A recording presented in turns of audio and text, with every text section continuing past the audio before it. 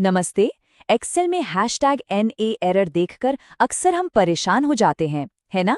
पर आज हम इसी एरर को एक शक्तिशाली टूल में बदलना सीखेंगे। चलिए देखते हैं कि कैसे हम इससे ज्यादा स्मार्ट और भरोसेमंद डेटा मॉडल्स बना सकते हैं। तो आज हम क्या-क्या देखने वाले हैं? सबसे पहले हम समझेंगे कि खाली सेल से आखिर दिक्कत क्या है। फिर हम NA फंक्शन को जानेंगे, उसे इस्तेमाल करना सीखेंगे और देखेंगे कि #N/A एरर को कैसे कंट्रोल किया जाए। आखिर में हम कुछ और ज़रूरी एरर हैंडलिंग फंक्शन से भी मिलेंगे। तो चलिए शुरू करते हैं। तो सबसे पहले बात करते हैं एक ऐसी आम समस्या की जो अक्सर नज़रअंदाज हो जाती है, पर हमारे सारे हिसाब किताब को चुपके से गड़बड़ कर सकती है, और वो है एक सिंपल सा खाली सेल। तो सवाल ये उठता है कि क्या ये खाली सेल्स हमारे डेटा में कोई प्रॉब्लम छिपा रहे हैं?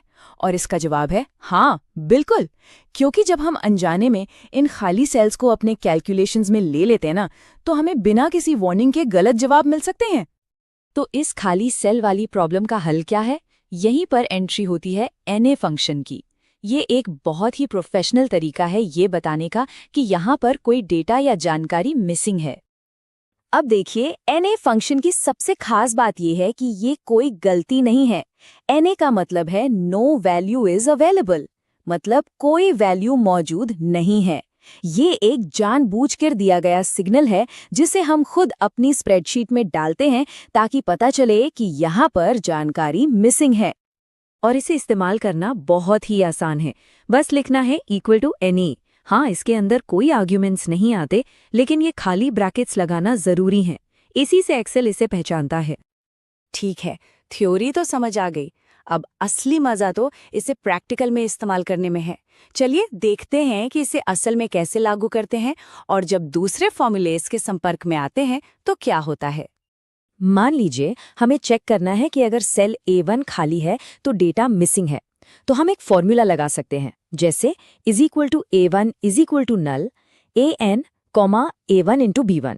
इसका सीधा सा मतलब है, अगर A1 खाली है तो #NA दिखाओ, और अगर खाली नहीं है तो A1 और B1 को मल्टीप्लाई कर दो। कितना सिंपल है ना?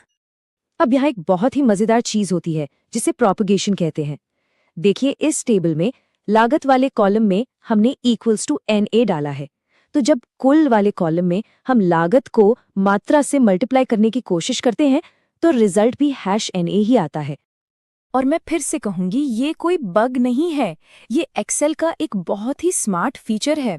ये अधूरे डेटा पर कोई भी कैलकुलेशन होने से रोक देता है। इससे हमारे फाइनल रिजल्ट्स की सच्चाई बनी रहती है, मतलब हमें गलत जवाब नहीं मिलते। तो अब तक हमने #NA एरर बनाना सीख लिया, पर असली पावर तो तब आएगी जब हम इसे कंट्रोल करना सीखेंगे।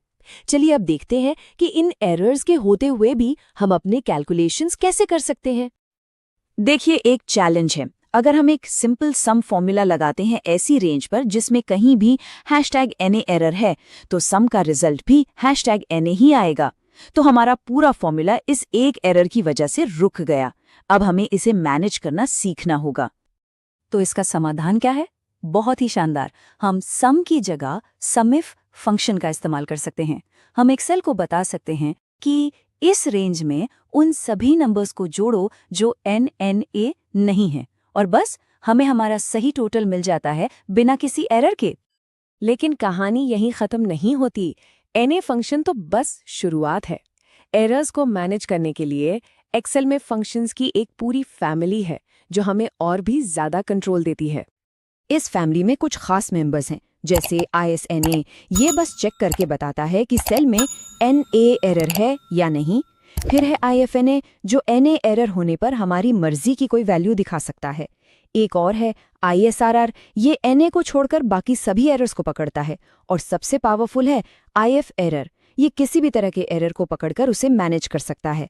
ये सब मिलकर हमें अपने फॉर्मूलों पर पूरा कंट्रोल देते हैं।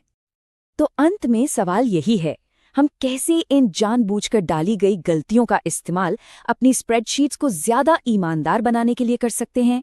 देखिए, #NA को अपनाकर हम मिसिंग जानकारी को छिपाने की बजाय उसे साफ तौर पर स्वीकार करते हैं।